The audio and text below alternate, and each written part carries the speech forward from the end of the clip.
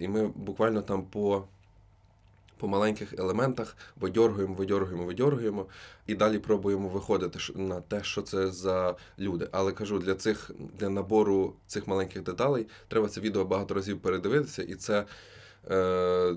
це не найприємніше. Або ж, коли ми робили оцей розбір солдатів російських, які робили всі злодіяння в Бучі, ми випустили оцей, я думаю, можна сказати, що це як альманах їхній, там десь 1500 росіян, і ми просто по кожному з них пройшлися і розібрали всі їхні соцмережі, родини, адреси і так далі, і опублікували це.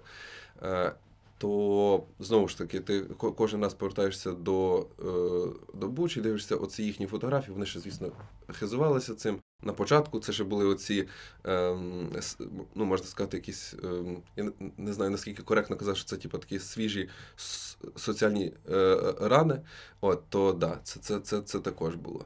Але зрозуміло, що з часом ти грубієш до цього, і ти вже такий розумієш, що це просто війна, це твій ворог, і самі розумієте.